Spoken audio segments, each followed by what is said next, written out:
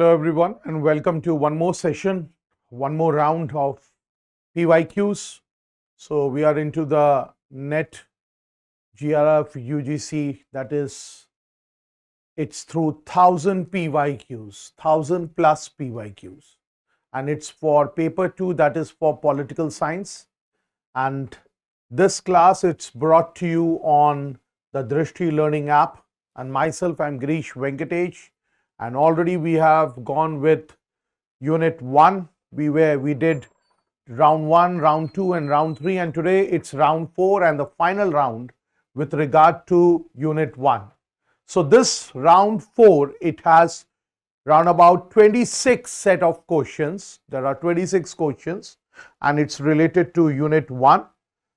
Now you must have analyzed in the last 3 rounds the nature of questions which are coming from last 10 years. We have brought this PYQs and we have compiled it and we have made it into a 1000 plus PYQ. And through this 1000 plus PYQ, we are trying to cover up each and every unit. Okay? And the very important fact is that by this 1000 plus PYQ, you students are able to know the nature, the kind and the you can say the nature and the kind of questions which are coming in the UGC-NET paper for political science, and from which side, from which part of the unit, like for example from the feminist part, from the postmodernist part, from which part of the unit most of the questions are coming, you must have judged by now. So let's start the today's set of question. 25 to 26 questions are there. Let me see how many are there. First of all, we are going to discuss about this question. Who stated history is the growth of reason? History is the growth of reason to consciousness of itself, and the constitutional legalistic state is the culmination of history. Two things are there. History is the growth of reason to consciousness of itself, and the second one is the constitutional legalistic state is the culmination of history. Now, we can say that this was said by Friedrich Hegel. Now, Friedrich Hegel, we all know he is a German philosopher, and he has viewed history as the process by which reason comes to realize itself. मतलब यहाँ पे ये है कि he viewed history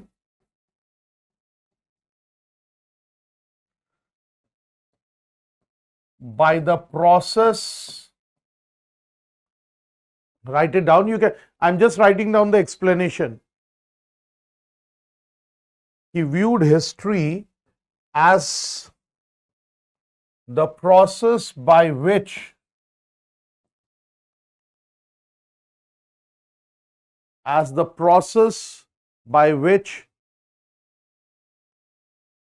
reason comes to realize itself. Process by which reason comes to realize itself.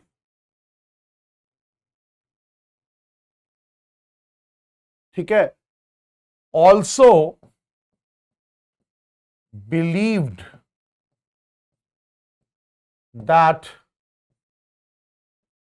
the constitutional state, matlab Hegel, he also believed that the constitutional state represented the culmination of histories,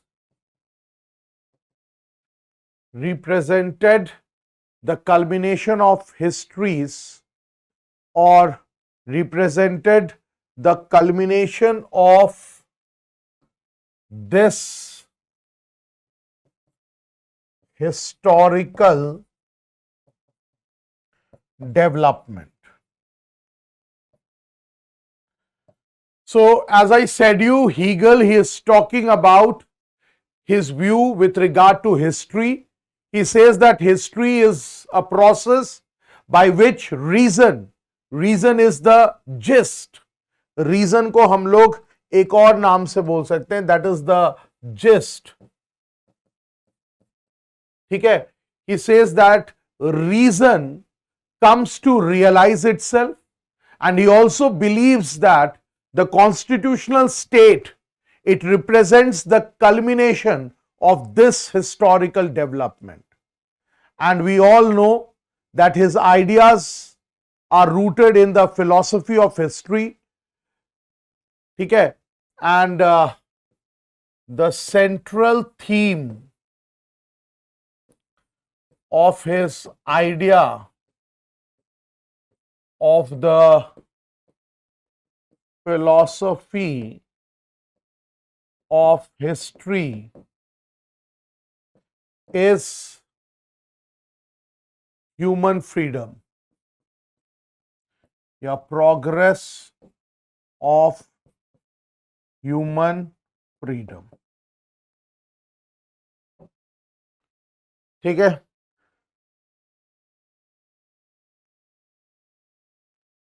So when we are talking about the first question, this is something which was said by Friedrich Hegel, and in this he is giving his views with regard to this word history, and he says history, the process by which reason comes to realize itself.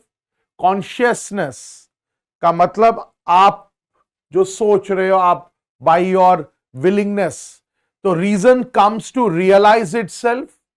And history, he believes that the constitutional state, when I say constitutional legalistic state, that means the constitutional state, it represents the culmination of historical development, and the central theme of his idea of the philosophy of history is the progress of human freedom. So the answer is Friedrich Hegel. Now this is very, very easy. Who described democracy as the tyranny of the majority?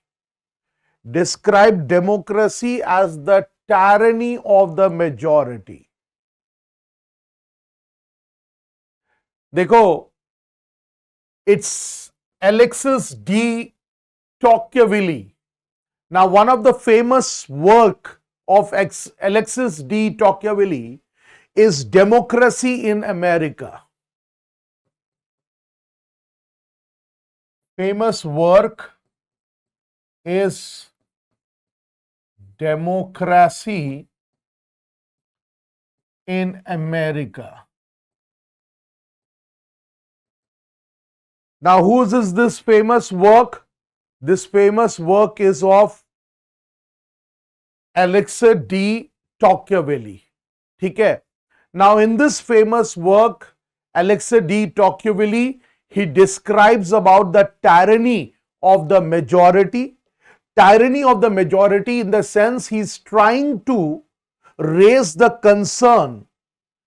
That means he's trying to raise his concern that in a democracy, the majority could impose its will on the minority. Majority जो है वो minority के ऊपर अपना will impose कर सकता है, and all of this can lead to potential oppression or injustice of the minority.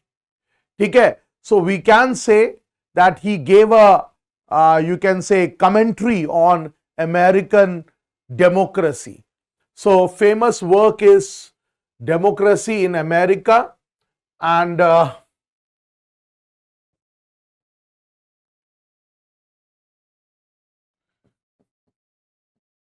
he expresses his concern that in a democracy,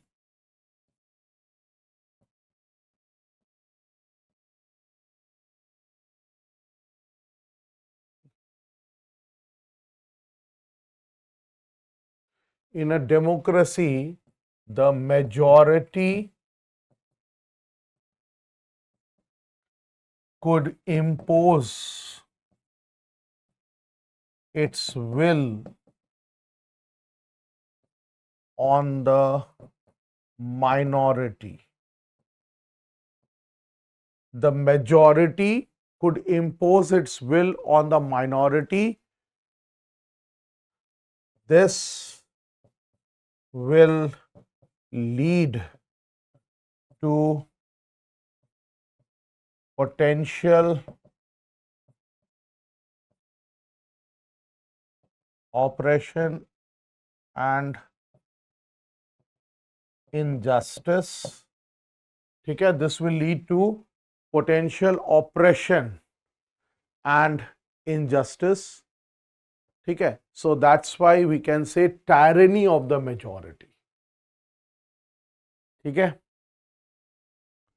So in his famous work Democracy in America, he is describing the concept about the tyranny of the majority.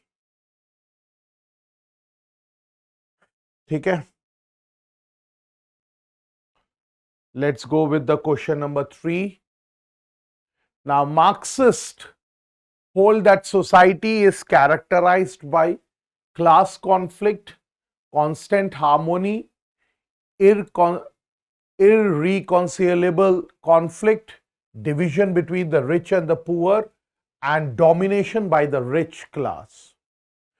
देखो, अगर हम बोल सकते हैं, then we all know that Marxist उन लोगों ने reject किया constant harmony. Marxism as an ideology, it has rejected constant harmony. ठीक है? And they have focused about the inherent contradictions and conflicts between the classes. ठीक है? They have rejected constant harmony and focused on inherent contradictions and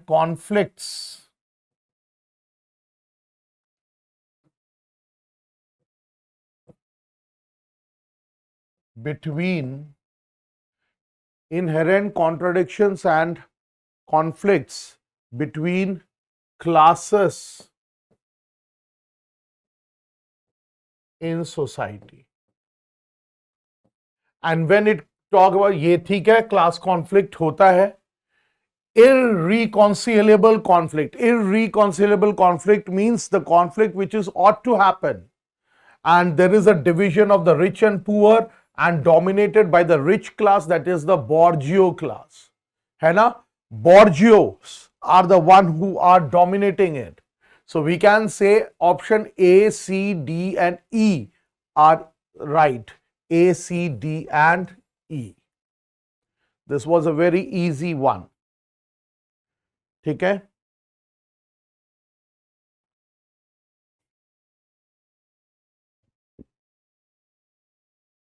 Okay.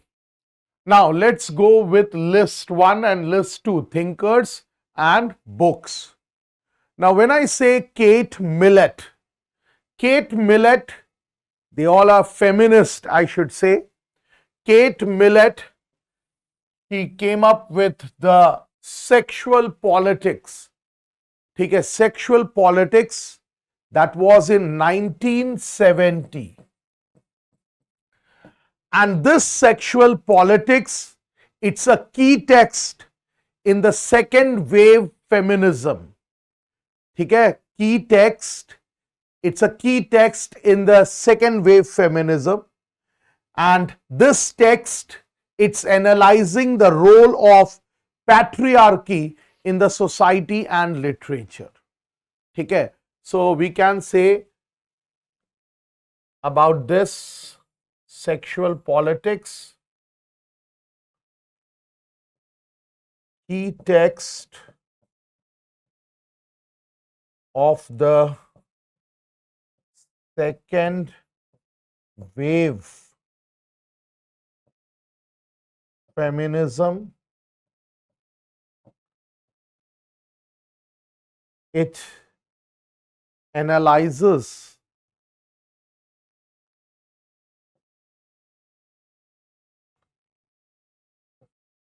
the role of patriarchy. It analyzes the role of patriarchy in society and literature.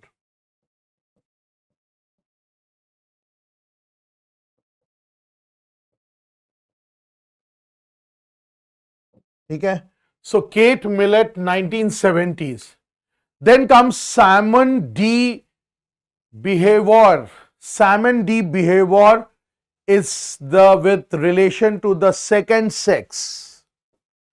Simon D. Behavior is with relation to second sex, and that is 1949. Simon D. Behavior, second sex. ठीक है, and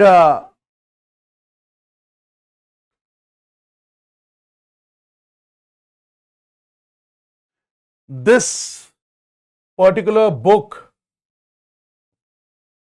you can say it's examining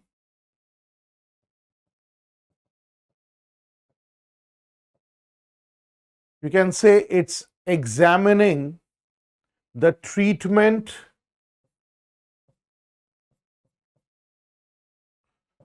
and role of women,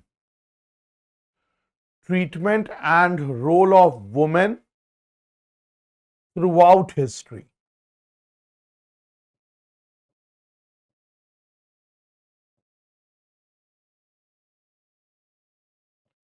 So this is by Simon D. Behavior, The Second Sex, 1949. Now this is, you can say, a foundational text, feminist text, a foundational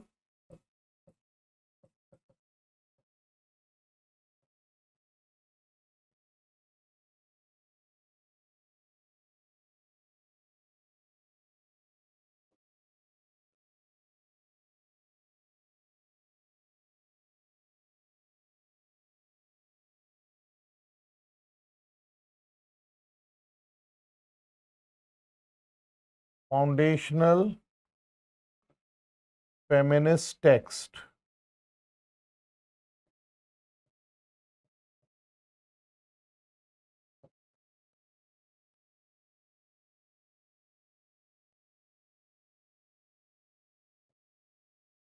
Exploring the treatment and role of women throughout history. Okay. Then comes Germaine Greer. Germaine Greer is with regard to gender trouble. Am I right? Nahi, galat. Germaine Greer is with regard to the female anch. This is with regard to the female anch. 1970. ठीक है, Germaine Greer.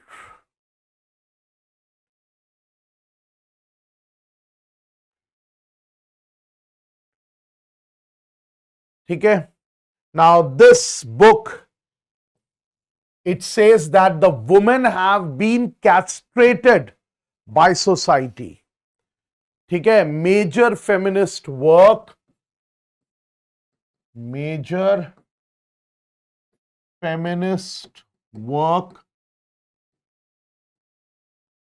which says women have been castrated by the society. Women have been castrated by the society.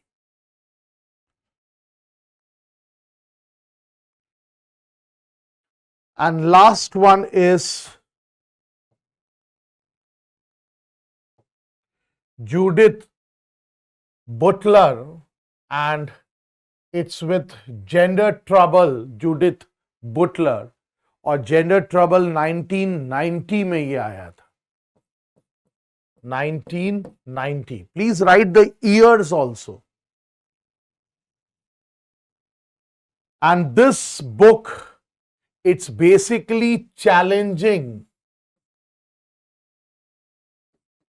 It's challenging the traditional,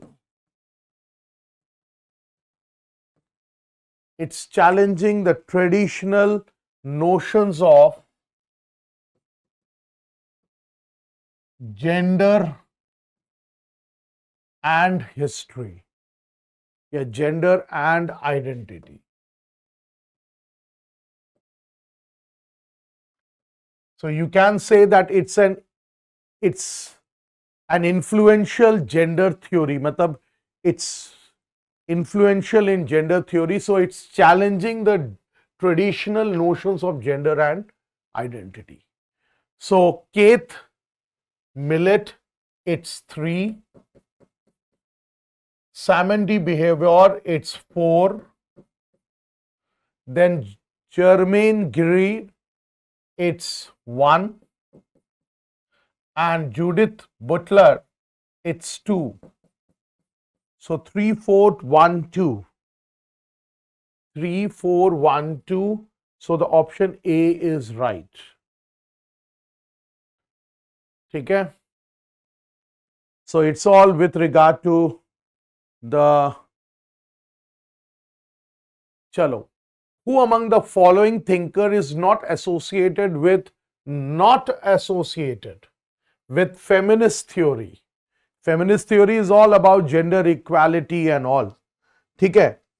Now, from this we can say that it's Suzanne Sontag.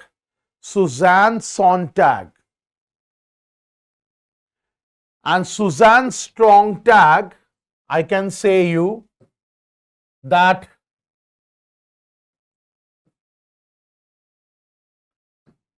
Suzanne Sontag,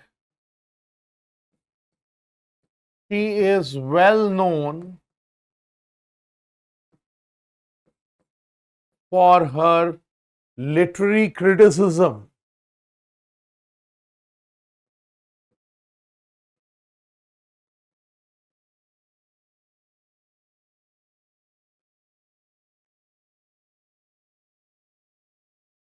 For her work in literary criticism, cultural theories,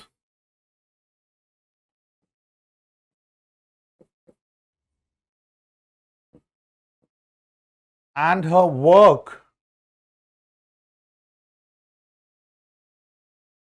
and her essay on art, photography, and illness. So we can say Suzanne Sontag is well known for her work in literary criticism, cultural theory, her essay on art, photography, as well as illness.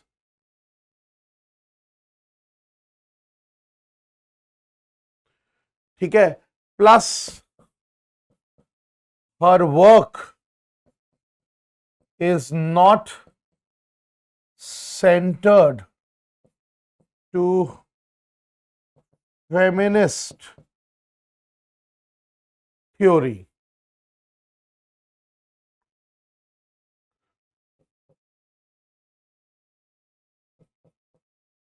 She did touch topics related to gender and sexuality issue in her writings. But she is not a feminist. ठीक है. But if you talk about others, जैसे carol पेटमैन, Martha नुसबाउम या Judith Butler, then I can say that they are all are feminist. जैसे carol पेटमैन, she was prominent when it comes to the feminist theorist, and her best known work was with regard to sexual contract. Best work on feminist theory. ठीक है, and it was what? Sexual contract.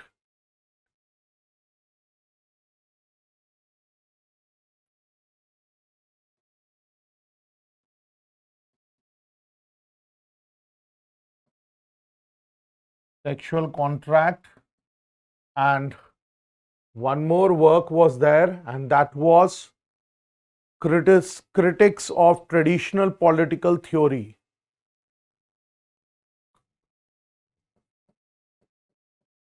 Critics of traditional political theory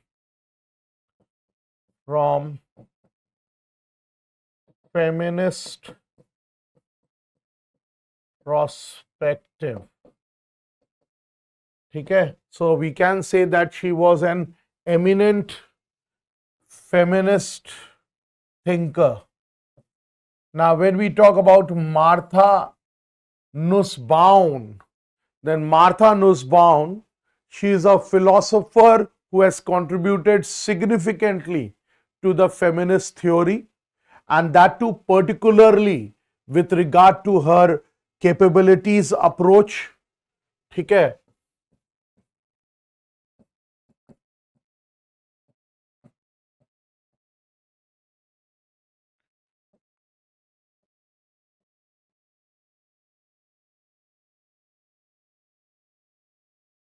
capabilities approach with regard to the female,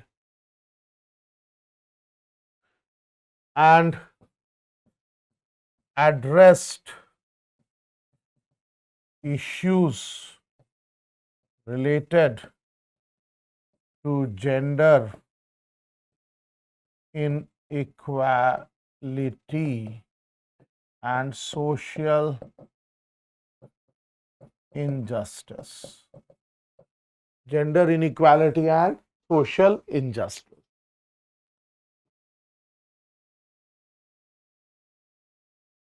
And Judith Butler, अभी मैंने आपको बताया, यहाँ पे ही बताया कि one of her famous book is Gender Trouble, where she is challenging the traditional notions of gender and identity.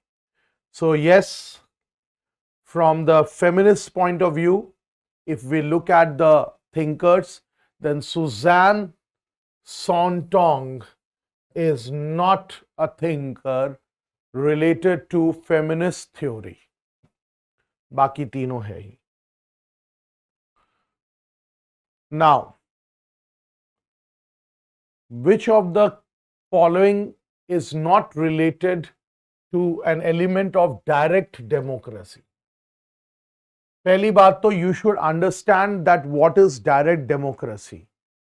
Direct democracy is that form of democracy in which the citizens, they directly participate in decision making without intermediaries. ठीक है, direct democracy in which citizens take part in decision making directly without intermediaries. So without intermediaries, they are directly taking part in decision making. ठीक है?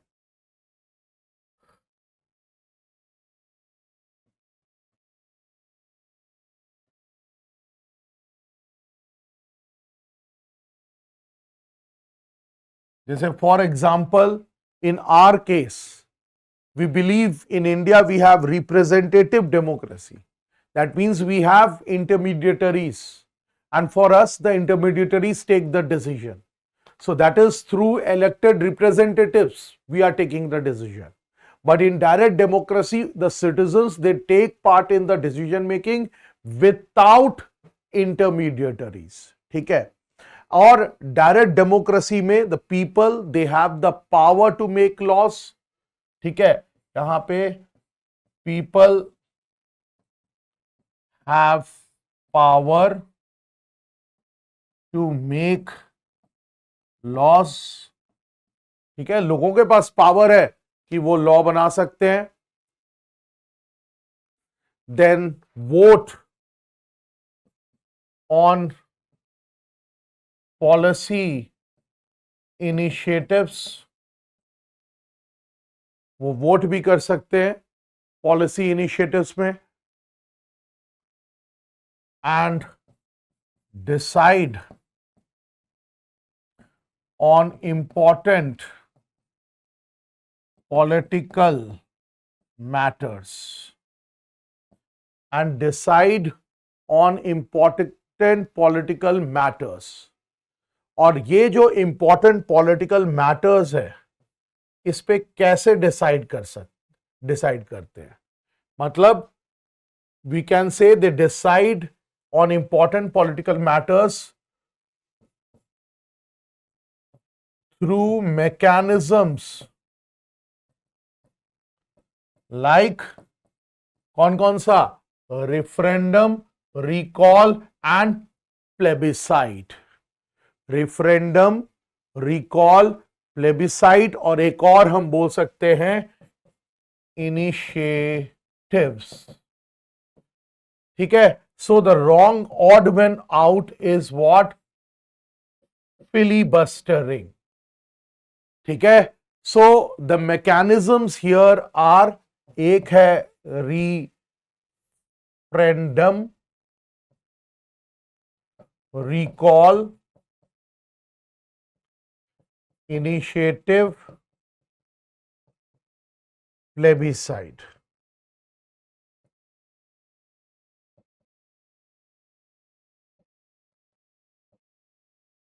ठीक है? अब आ जाओ एक एक चीज को समझते हैं.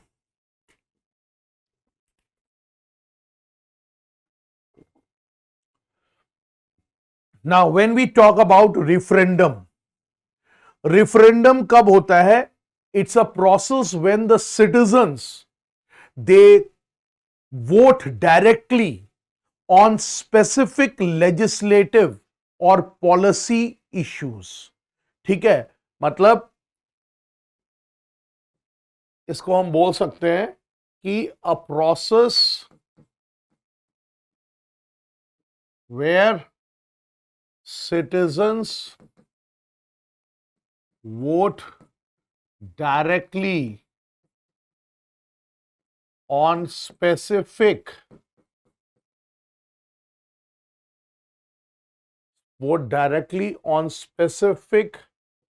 legislative और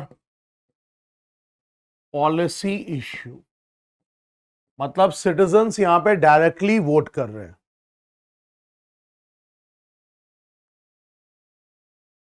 और रिकॉल का मतलब क्या है? रिकॉल का मतलब ये होता है कि the citizens they have the power to remove a person who is sitting in office. Recall इसमें क्या है कि the citizens, it allows the voters it allows the voters to remove an elected person from office. Remove an elected person from office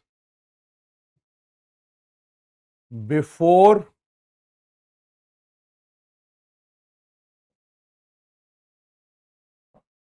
their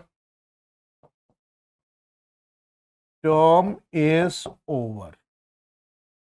Before their term is over.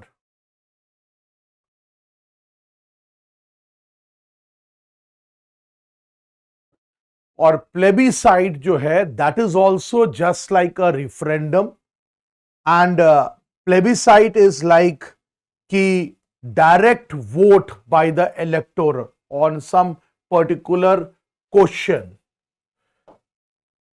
Plebiscite I can say you कि direct vote by the elector on some particular question or matter. और इसमें एक initiative भी है. So we should be discussing the initiative means. That means initiative का मतलब ये हो गया कि the citizens in direct democracy they can propose laws. Citizens can propose laws.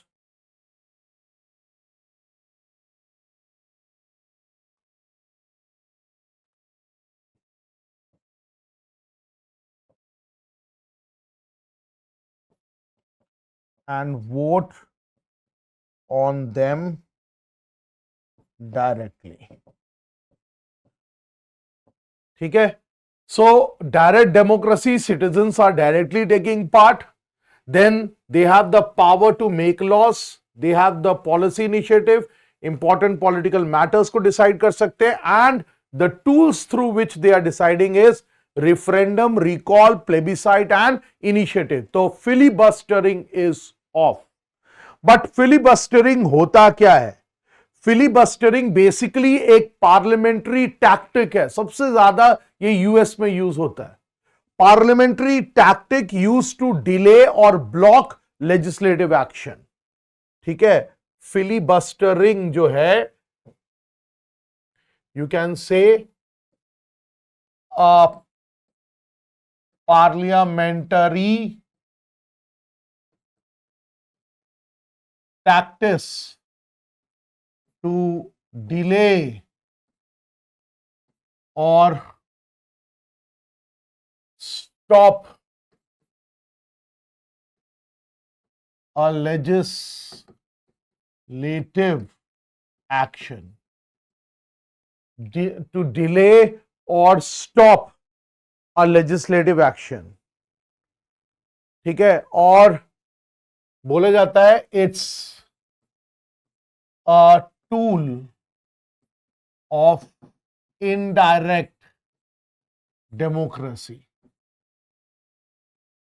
आप देखते हो ना कट मोशंस ले आते हैं when they are passing the money bill, तो बीच में कट मोशन ले आता opposition. Why? Just to delay the bill, just to block it. तो वो चीज है. ठीक है. So the answer is A, filibustering, that is C. Okay. Next, here there are some observations. ठीक है. And these observations, whether they are correct about deliberative democracy or not. सबसे पहला बात ये है कि it's saying that deliberative democracy describes a normative idea in which free and equal citizens publicly exchange reasons with one another. ठीक है. That means deliberative democracy is all about public discourse. ठीक है. That is exchanging reasons and arguments. So this is right, because here we can say that deliberative democracy जो है is all about public discourse. ठीक है, it's all about public discourse, exchanging reasons and arguments. ठीक है, so it describes a normative ideal in which free and equal citizens, they publicly exchange reasons with one another, arguments with one another. तो emphasis क्या है? Its emphasis is that there should be a rational debate, there should be a rational dialogue, and with that there will be a deeper understanding of different perspectives. So this is right, A part. Then the B part is that they do with a view to reaching consensus. We all know that deliberative democracy में first point से हमें क्या पता चला कि there is a rational debate and discussion taking place, so that a deeper understanding can be there with regard to different perspectives. So we already know that there is a different perspective. So what happens is here is that they do with a view of reaching a consensus about some issue or policy, consensus about some issue or policy, or about the principle underlining the system as a whole. But why is this discussion taking place? Why is this discourse taking place? So that there are different perspectives and a situation is reached where there will be what? There will be consensus when it comes to the policies. तो बोला जाता है कि this statement is also correct. Why? Because here it involves, बोला जाता है deliberative democracy, ठीक है, involves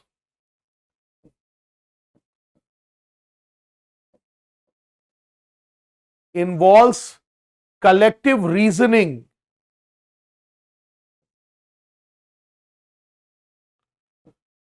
and aims to foster mutual understanding.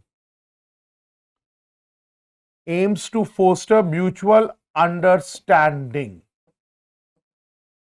among citizens. So that means, yes, there will be a mutual understanding, and that mutual understanding is what?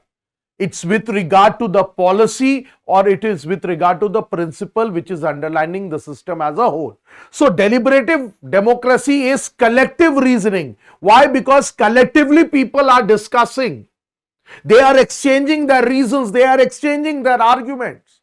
So there is a collective reasoning, as well as it aims to foster mutual benefit, ठीक है, among the citizens regarding the principles governing the society. So the second part is also, you can say, a right one. What about the third part? That is, the central claim is that a political decision or system is legitimate even if it cannot command free and reasoned agreement amongst equal. That means everyone is equal. ठीक है? Now this statement that a political decision or system is legitimate in the sense legal. ठीक है?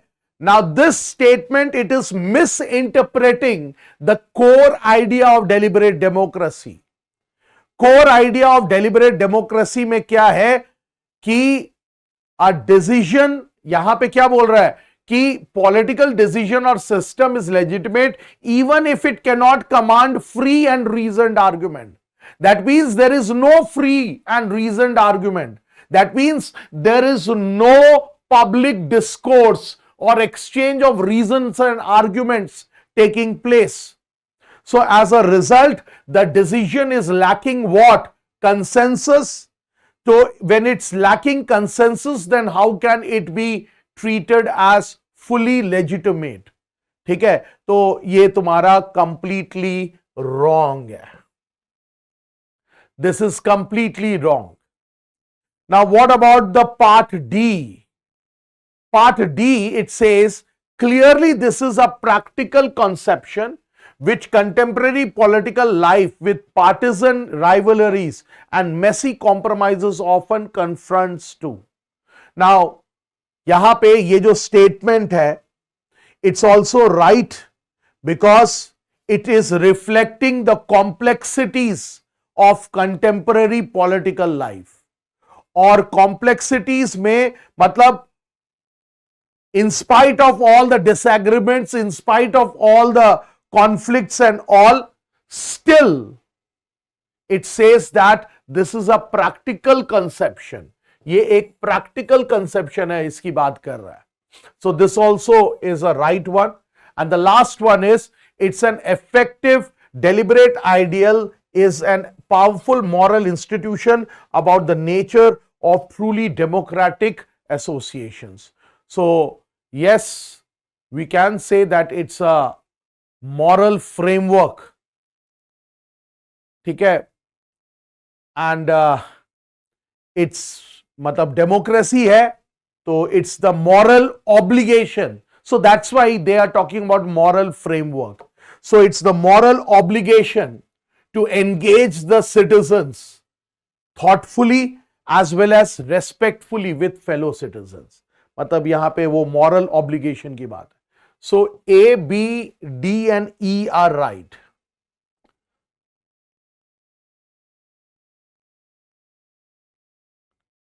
ठीक है, so it's A, B, D and E. यहाँ पे तीन सही है, A, B, D and E. Sorry.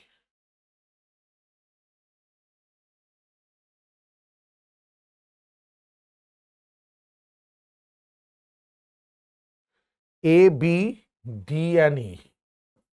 A, B, D and E. Option में एक गलत हो रहा है वहां पे, ठीक है, तो that's why. Got it? चलो. Now again, we have this list 1, list 2, and it's all with regard to the thinkers and their descriptions.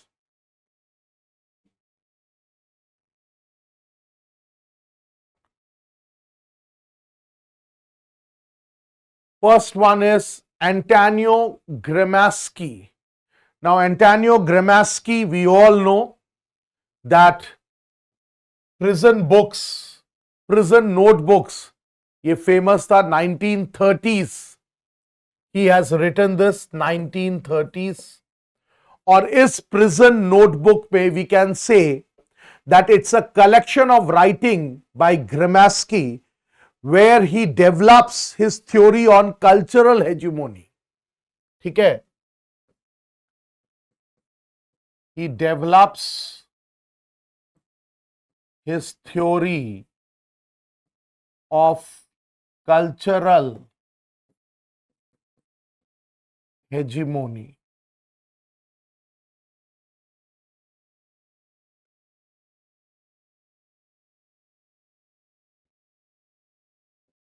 And also the role of intellectuals and the relation between power and culture. So we can say that it's a collection of writings.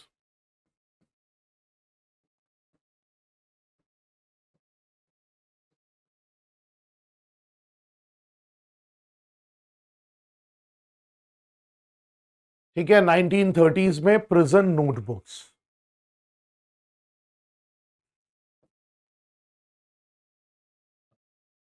Then Robert Putnam, it's Bowling Alone, the collapse and revival of American community, bowling alone. This he wrote in 2000. And you should know that Robert Putnam का ये जो book है, it's analyzing the decline of social capital in United States. ठीक है? This book analyzes the decline of social capital in US. Decline of social capital in US.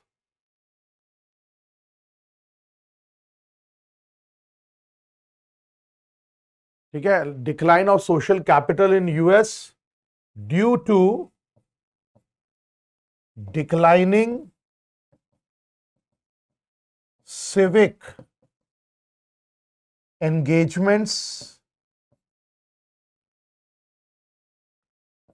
declining civic engagements, weaker communities, and declining social bonds. So now you can know what he is trying to tell about in this particular book. Then comes Michael Oakeshott. Now Michael Oakeshott in 1975, he wrote about the human conduct. ठीक है? On human conduct. Now, Oakeshott here in this book, he discusses the nature of political conduct and the role of moral reasoning. So, we can say in this book, he discusses the nature of human conduct, or you can say the nature of political conduct,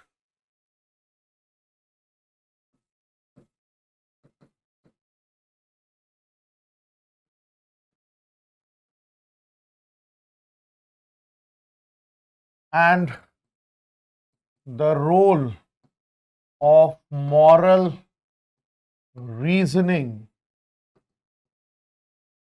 in political life.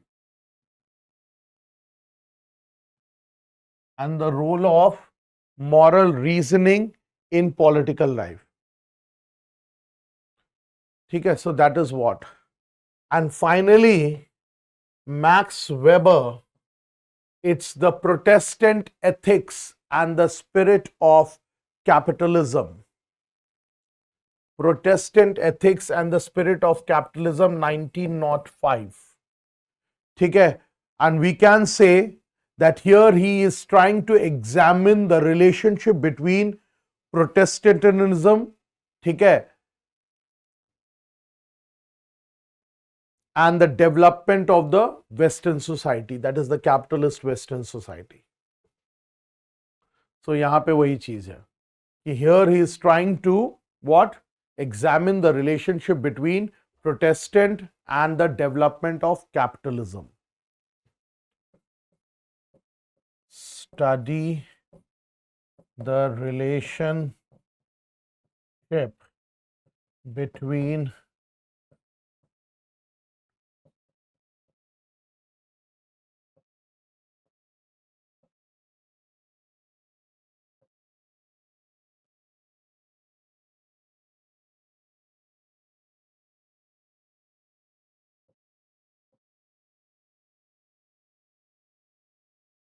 society. ठीक है? So the thing goes like 2, 4, 1, 3. 2, 4, 1, 3. 2, 4, 1, 3. So part C is the right answer. ठीक है? चलो.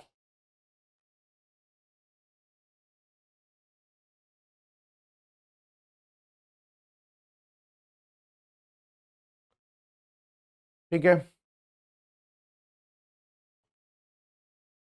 Now we have to arrange the following in the theoretical sequence in keeping Marxist conception or the materialistic conception of history. ठीक है, Marxist का जो materialistic concept of history है उसको ध्यान में रखना है. First it says that the protester the proletariat seizes political power and turns the means of production into state property. Finally, the proletariat abolishes itself, abolishes all class distinctions and class antagonism, and also abolishes the state as state, while the capitalist mode of production more and more transform the great majority of the population into proletarians. It creates a power that is forced to accomplish and all. And D part is the present structure of society is the creation of current ruling class, the bourgeois, and E is steam, machinery, and the making of machines by machinery transform the older manufacture came out under feudalism into modern industry. So the first one is this, we can say that मतलब अगर हर point को ध्यान से सोचो, then the first point it says that कि जो historical development in production method, and historical development in production method मतलब this is actually telling us the historical development in production method. That means first there was steam, then machinery and the making of machines by machinery. So here there is a historical development, that is a technological advancement from steam power to mechanism. तो ये technological advancement की बात, ठीक है. So this is the technological advancement. That means here it's marking feudalism into modern industry. That means marks the transformation of feudalism to capitalism. So the first one is E part. ठीक है. उसके बाद हम जाते हैं D part पे. क्यों? क्योंकि the present structure of society is the creation of current ruling class and bourgeois. Now current ruling class क्यों आया? बिकॉज देयर इज कैपिटलिज्म, ठीक है. And whatever is the social structure, whatever is the norm, whatever is the institution, it's all shaped according to the interest of the bourgeois class. So it's the bourgeois who is exploiting the proletariat, and they are trying to control the society as well as the resources and power. So this is the second one. ठीक है. And the third one is that while the capitalism, ये तीसरा है, and it says that while the capitalist mode of production more and more transforms the great majority of population into proletarians, it creates a power that is supposed to accomplish. Matlab,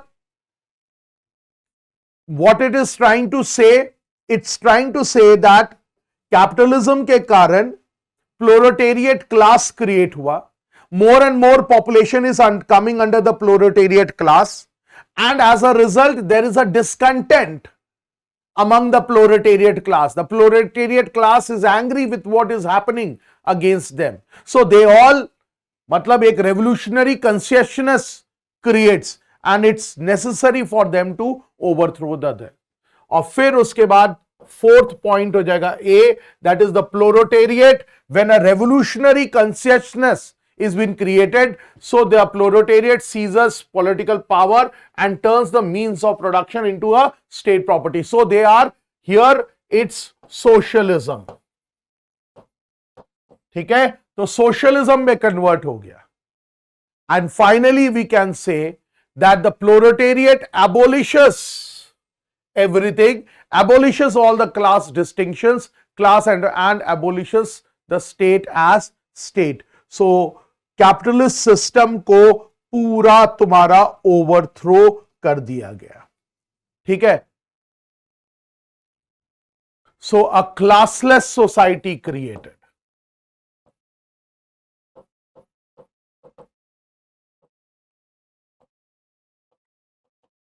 ठीक है, that is communism. So here it's EDCAB. EDCAB. ठीक है. Now next,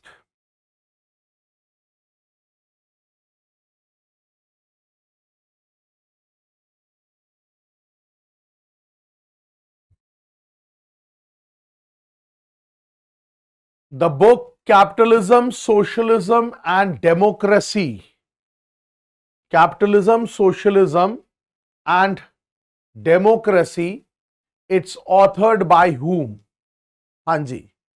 Capitalism, Socialism and Democracy. It's authored by whom?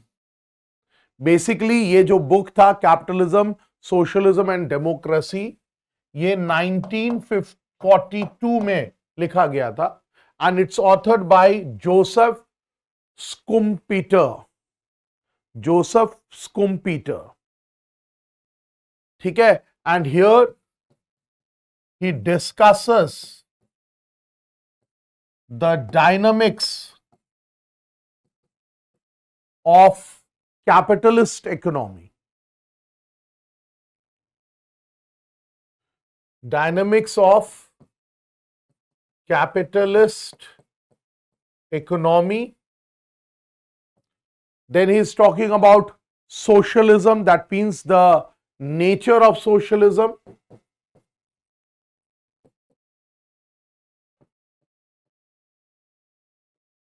And when he is talking about democracy, then here it's the challenges related to democracy.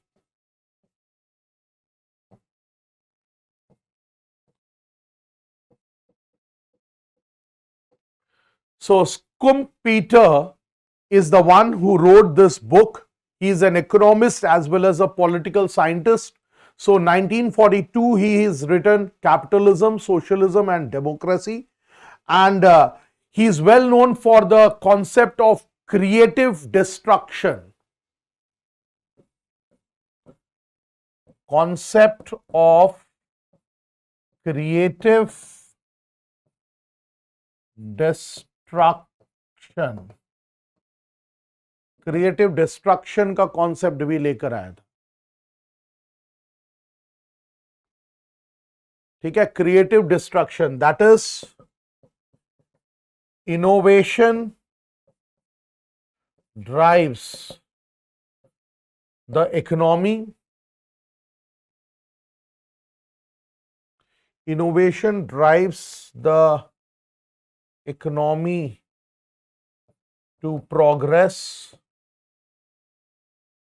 but often at the expense of established business and industry. So often at the expense of established business and industry. So he came up with the concept of creative destruction. कि innovation के कारण economic progress हो रहा है, but that also results to what? Destruction of business and industries, already established business and industries. So it was Joseph Schumpeter.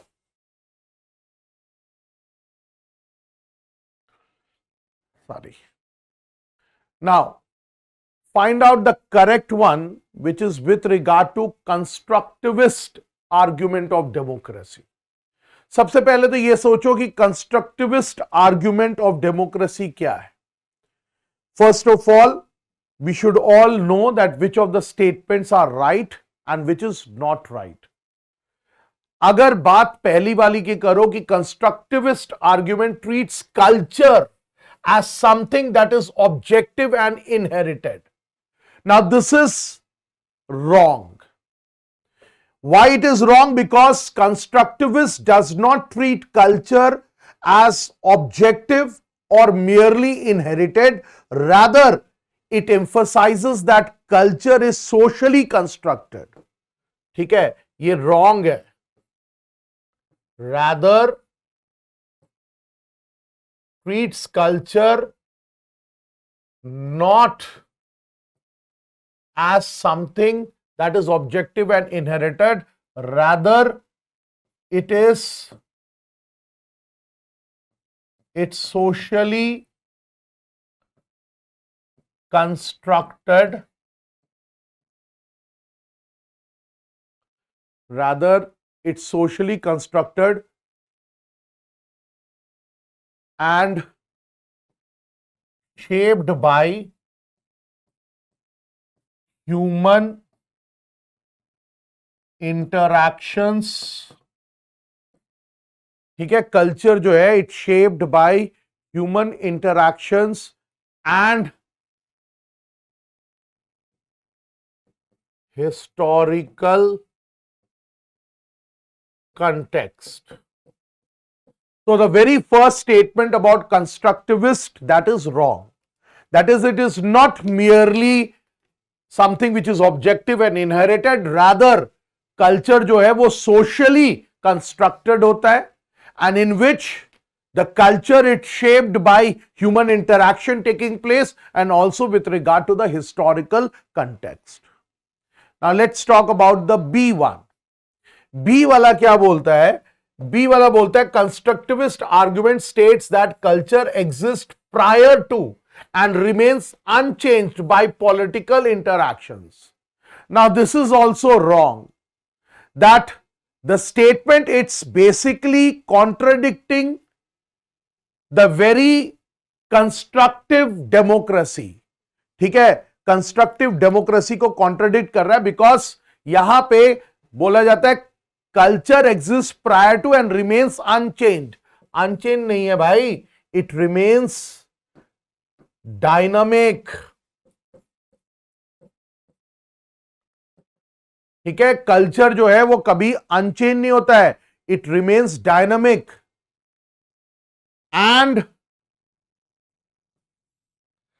and can change through political interactions and can change through political interactions and social process. मतलब constructivist का जो यहां पे statement दिया है कि culture exist prior to and remains unchanged, it's wrong.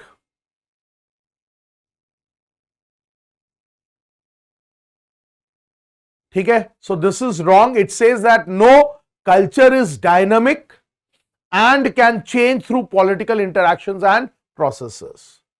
What about the C part? The C part is कि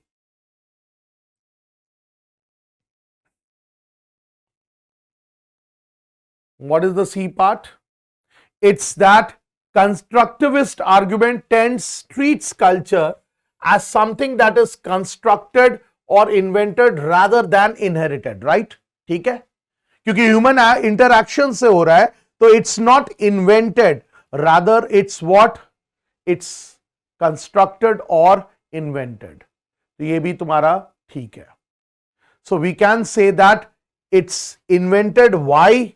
because invented इसलिए है because it's by social practices के द्वारा हो रहा है, या जो भी इंटरैक्शंस हो रहा है या हिस्टोरिकल डेवलपमेंट्स हो रहा है. So culture is that. So yes, it's invented. So this is a right one. So C is right. Constructivist argument claims that culture has a casual effect. Last one. Culture has a casual effect. Casual effect on what? Casual effect on political identities. Okay, yes, it has a casual effect on political identities and institutions.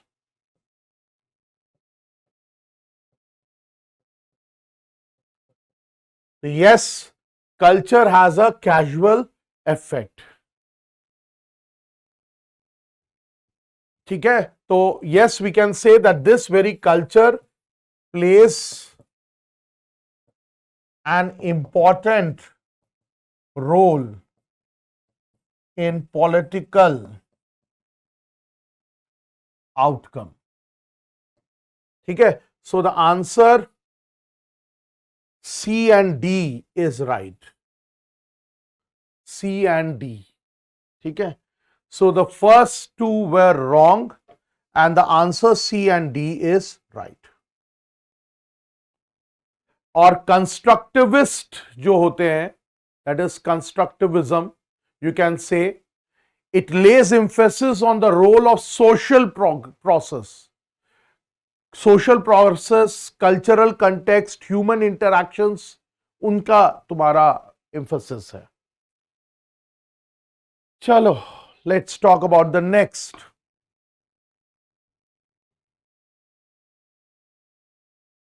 Now find out the correct definition of different scholars on party system.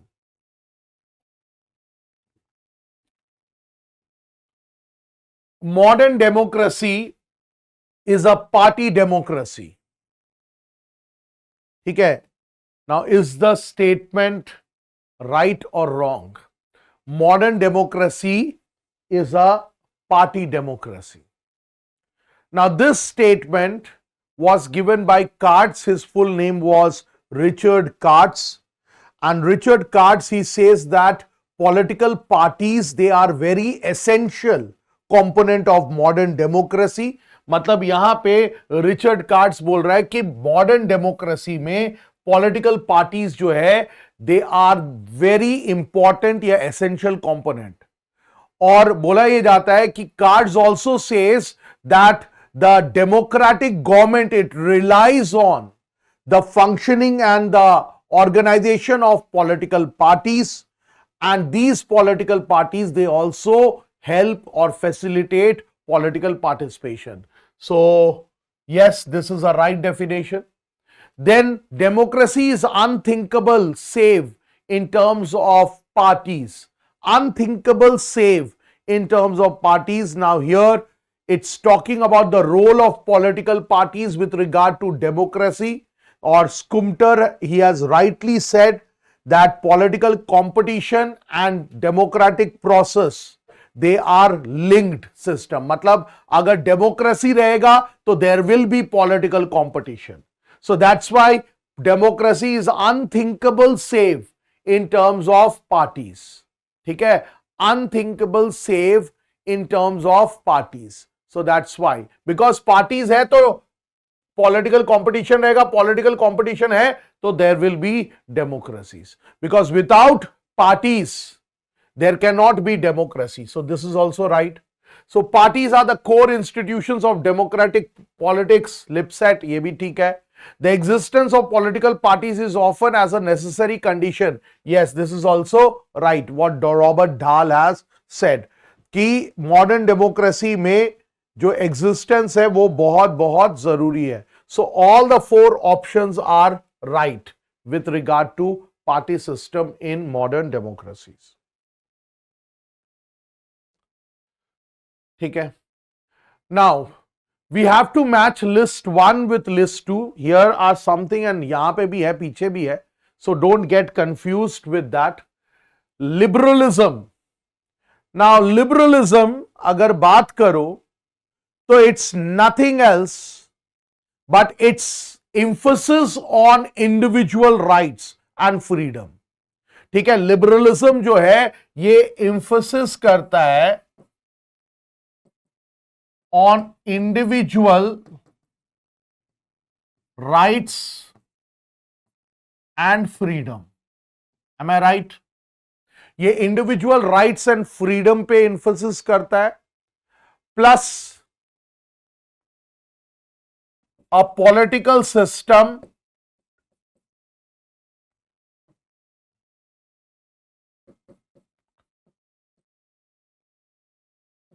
that respects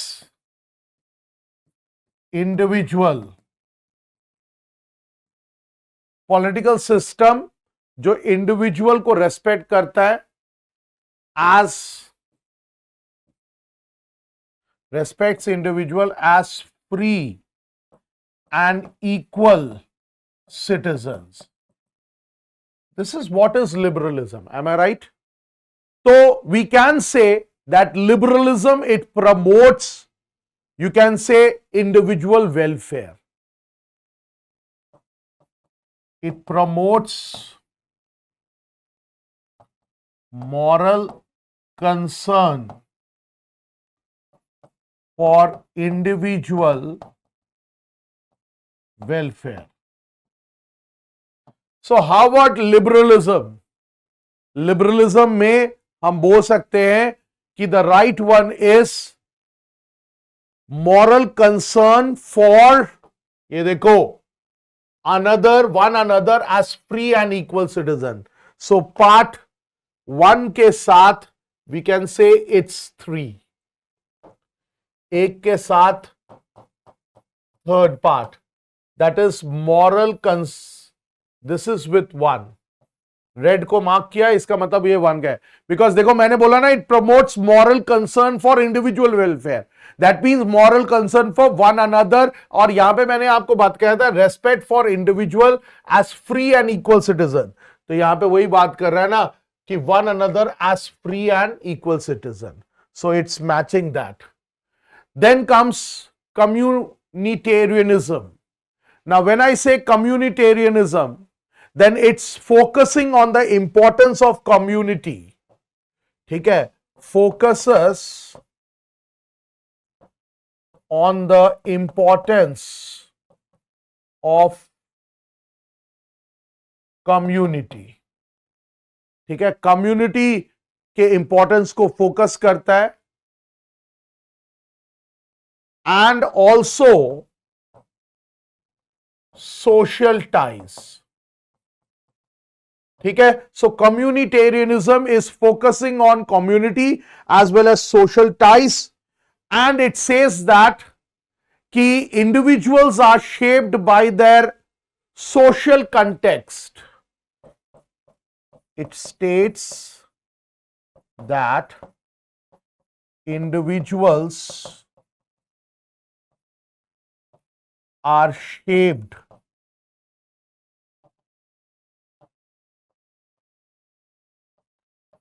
by their social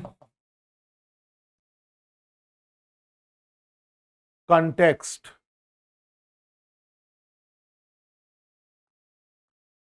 Social context, comma, shared value and history and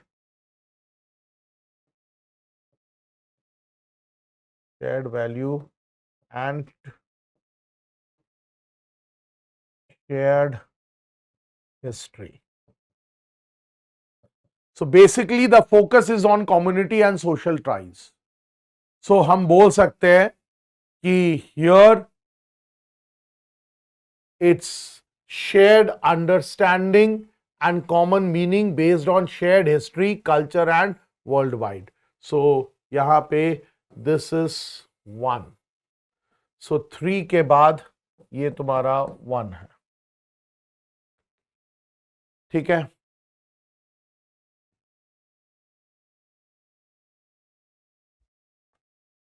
Then comes liberal nationalism. अब ये liberal nationalism है.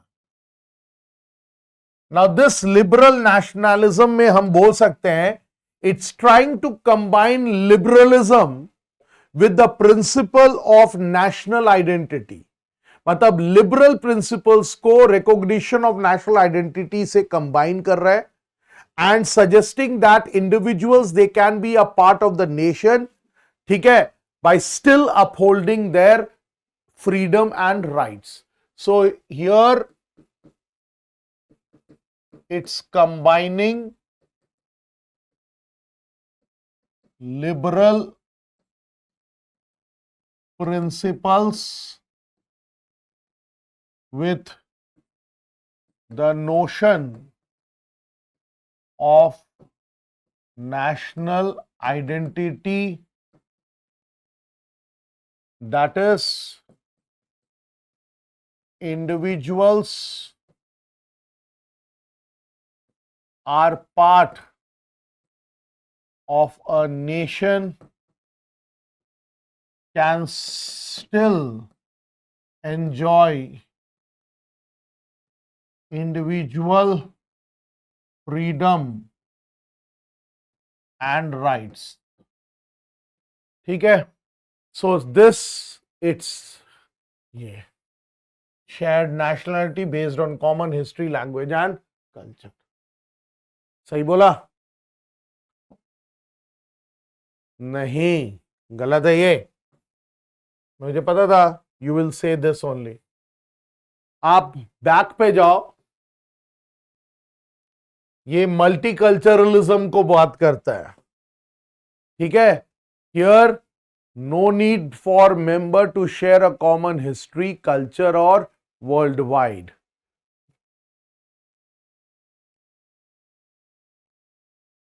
हाँ जी, which one is the right one? This one, second one or fourth one? Obvious सा बात है, the fourth one is the right one. I was just playing with you. ठीक है, because यहाँ पे देखो ना, nationalism की बात आई है तो obvious सा बात है.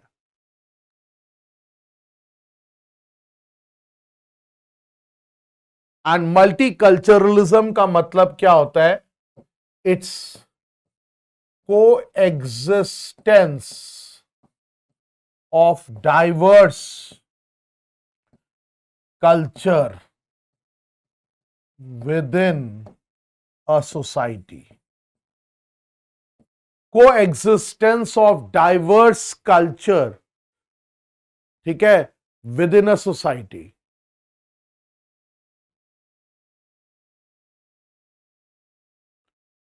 ठीक है. And it allows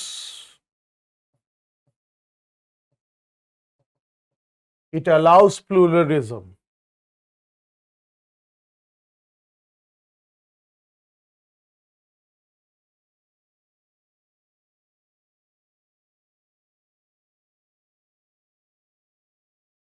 Also argues that a shared national identity does not require a common culture, language. क्योंकि प्लूरलिज्म को कर रहा है. So this one goes with no need for a member to share this one, multiculturalism. ठीक है. So the format is like 3-1-4-2. 3-1-4-2. Am I right? Sorry.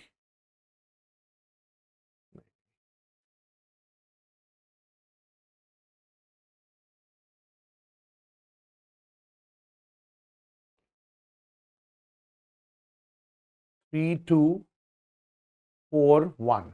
3-2-4-1. Sorry. 3-2-4-1. ठीक है. It's 3-2-4-1.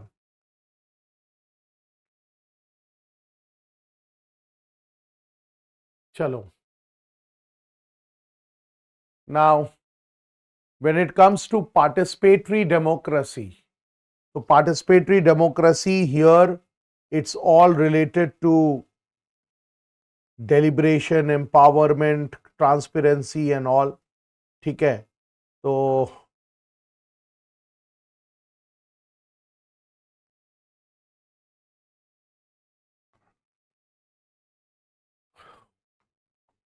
who are the following thinkers who are associated with participatory democracy?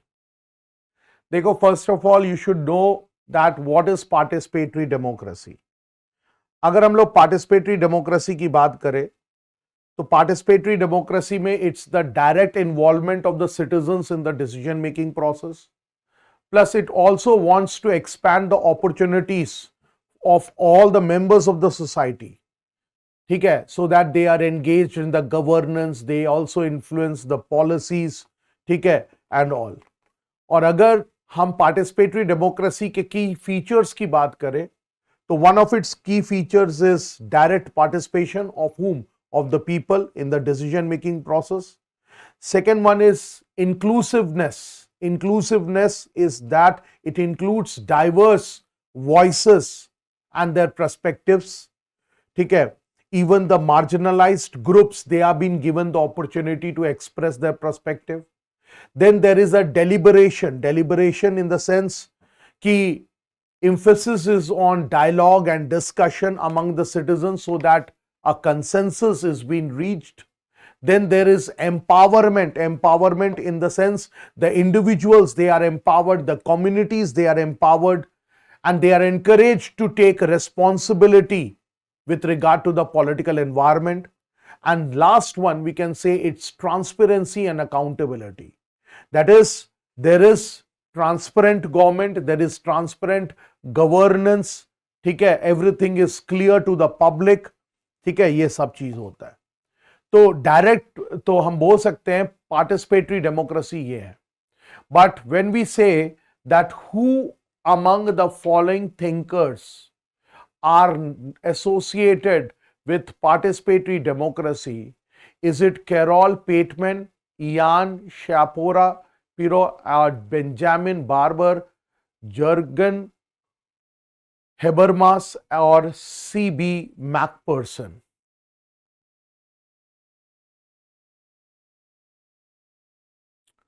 Please tell me.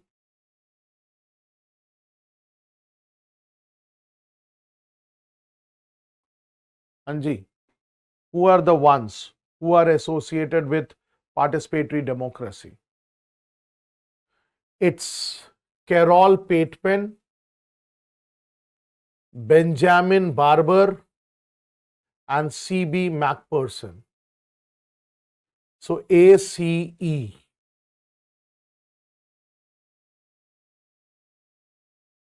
Sorry. Which among the following rights is not group rights according to 𝐃𝐫𝐢𝐬𝐴?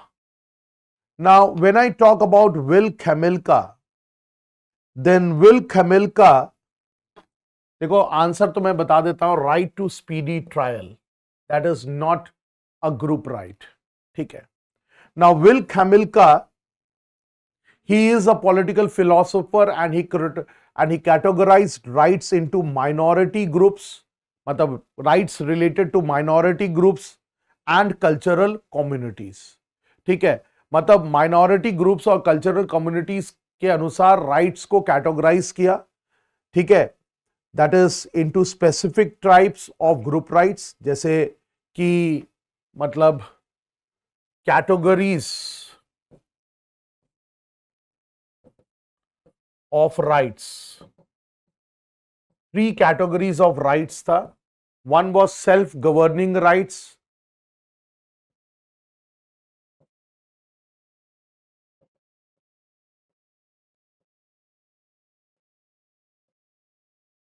self-governing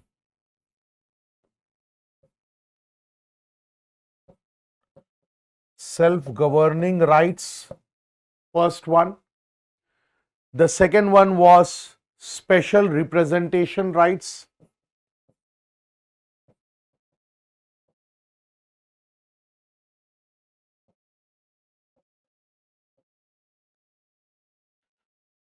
and the third one was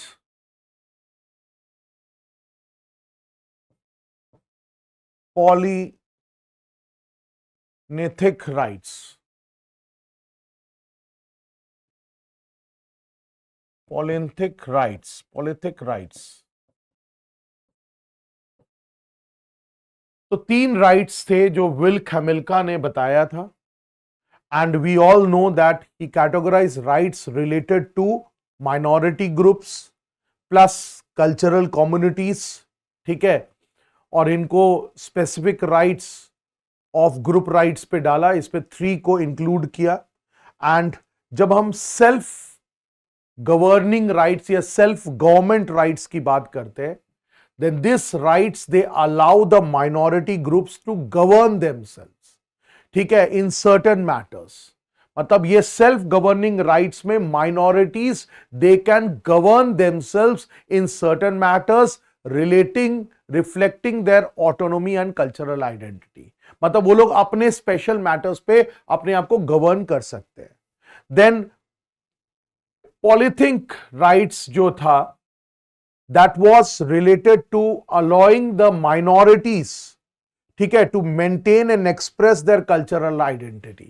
मतलब this was with regard to allowing the minorities to maintain and express their cultural rights, ठीक है, whether it was with regard to language or tradition। तो यहां पे maintain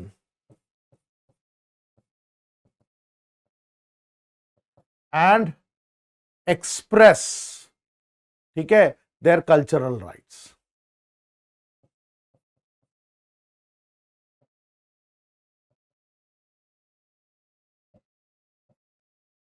maintain and express their cultural rights. और self governing rights का मतलब क्या हो गया कि they can govern themselves. Right of minority to govern themselves on certain matters।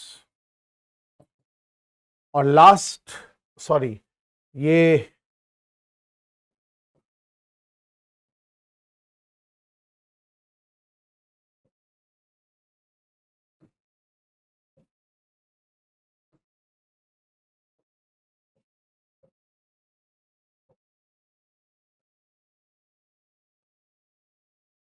Rights है। और लास्ट वाला जो था, the third one, it's self representation rights.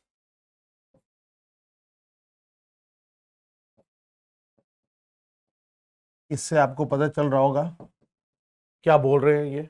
Self representation rights का मतलब to ensure that the minorities they have a voice in the political process, ठीक है। Often some mechanisms are being introduced like reserved seats for scheduled castes, scheduled tribes and all। तो वो चीज को लेकर है, ठीक है, सेल्फ रिप्रेजेंटेशन राइट्स, ठीक है। तो यहां पे सेल्फ गवर्नमेंट राइट्स नहीं है, पॉलिटिक राइट्स नहीं है, self, its right to speedy trial.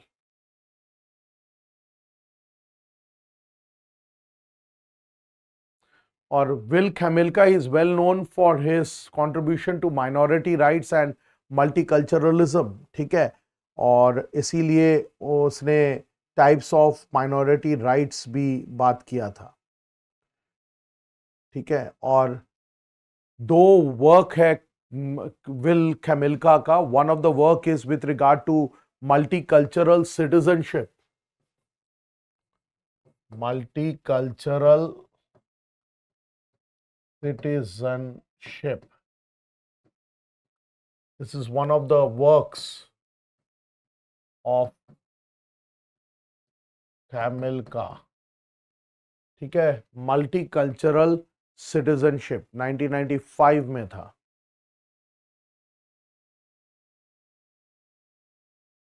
1995। और दूसरा पॉलिटिक्स in the vernacular 2001. ये दो very famous book है which he is talking about. ठीक है. Then let's talk about who among the following has defined deliberative democracy in terms of pluralistic association. अभी हमने बताया था deliberative democracy. Deliberative democracy where things are being discussed.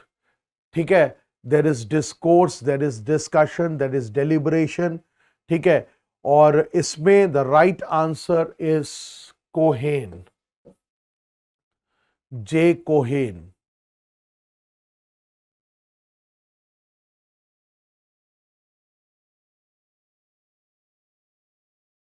ठीक है. He was the one who had defined deliberative democracy. मैंने पहले भी आपको deliberative democracy बताया था.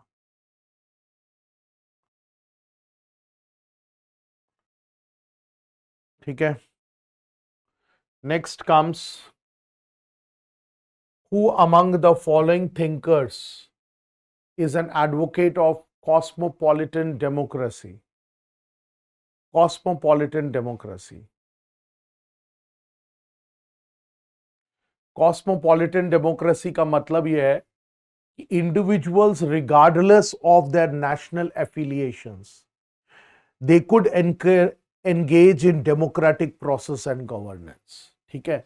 Cosmopolitan democracy, that is individuals could engage in democracy and government regardless of their national affiliations. मतलब they might have different affiliations. Some may be from Japan, some from India and all, but they can have democracy and government. ठीक है. So we can say that Kant had written a book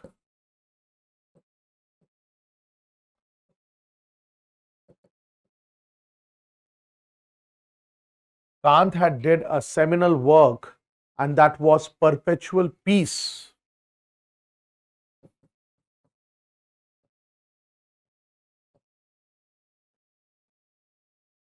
And this Perpetual Peace was in 1795.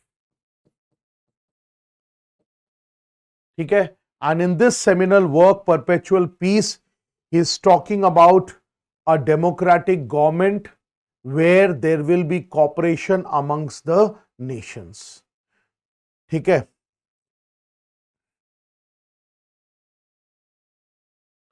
So yes, it's Kant. If you talk about Plato in his Republic, he has not talked about cosmopolitan democracy. Plato तो believe ही नहीं करता था democracy में. Hegel, his focus was more on the development of the state and the importance of historical context rather than cosmopolitan democracy. And S.D. Lawrence, he's a novelist and a poet, and he is not associated to the cosmopolitan democracy. So only it's Kant. ठीक है. So that is what. Then who has stated that the idea of Paris is not clearly developed in a short 11 paragraph or thesis that Marx had written to himself in 1848. Now, who is that?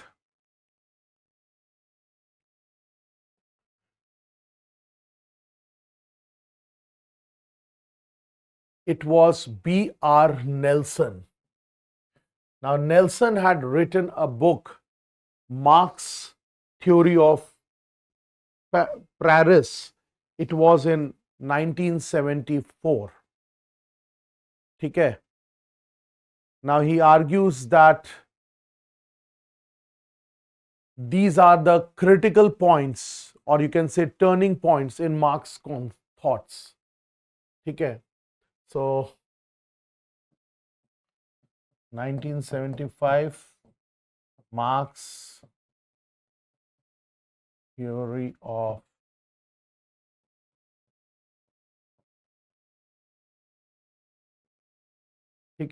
this was by Nelson, and the other options, they are wrong.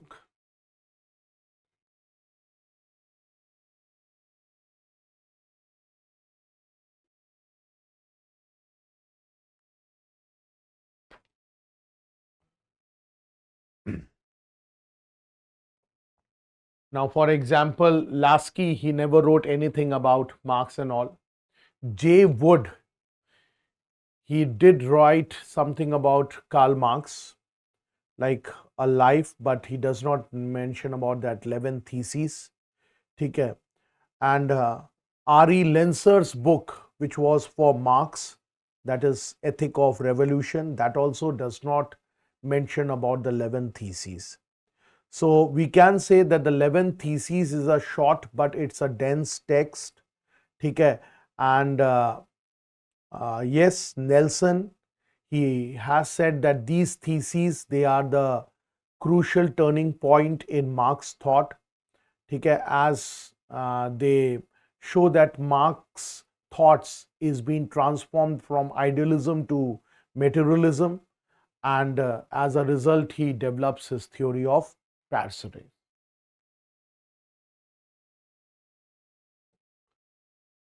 Then who among the following thinkers reformulated the principle of realism?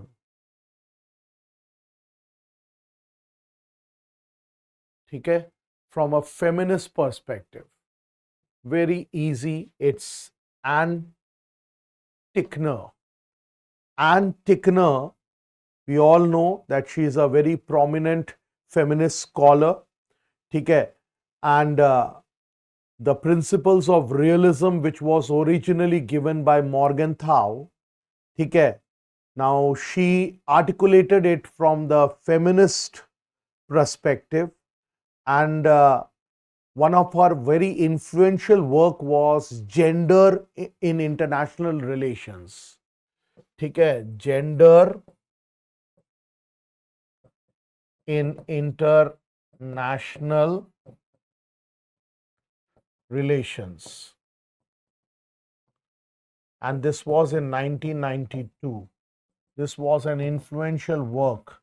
So it's Anne Tickner who basically, you can say, articulated the principles of feminism of Morgenthau into a feminist perspective, and Tickner, she criticizes the traditional realist theories, where she says that there is lack of consideration of gender and the role of women in global politics. So she's criticizing the traditional texts for not considering gender and the role of women in global politics.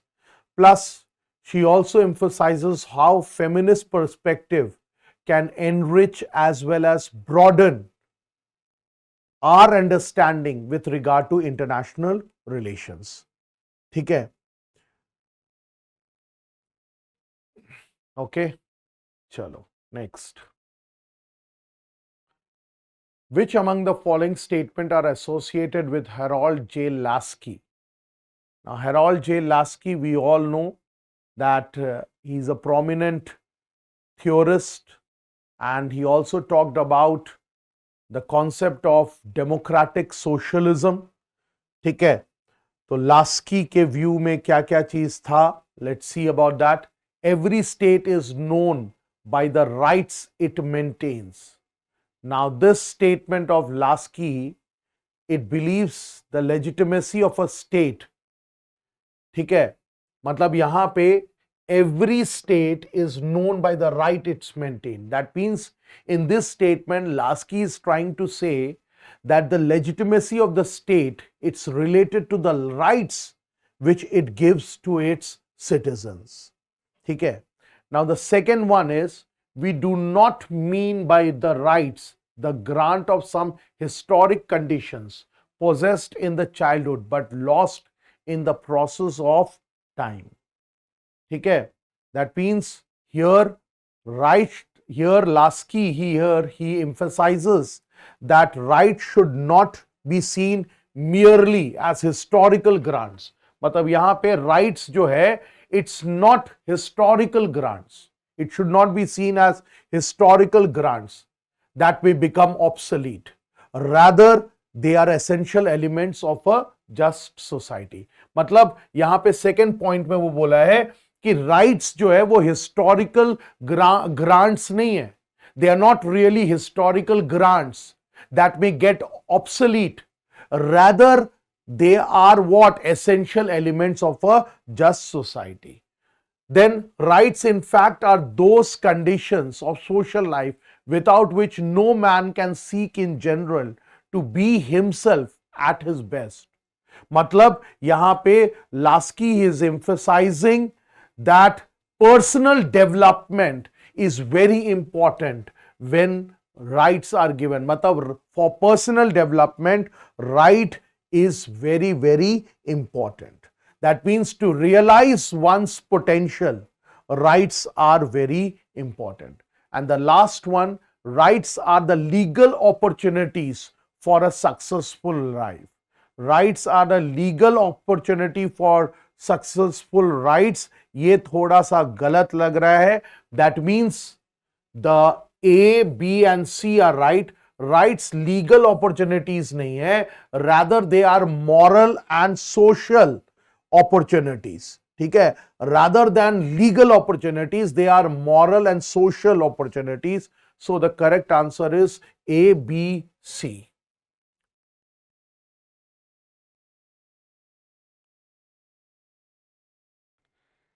ठीक है. So A, B, C talks strongly about Lasky's view on rights.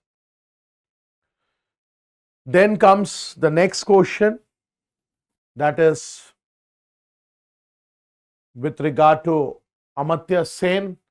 Now, which among the following sentences are associated with the notion equally described by Amartya Sen?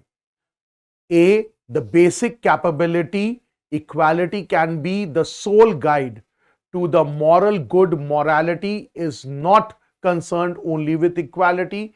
C, basic capability, equality is a partial guide to the part of moral goodness that is associated with the idea of equality.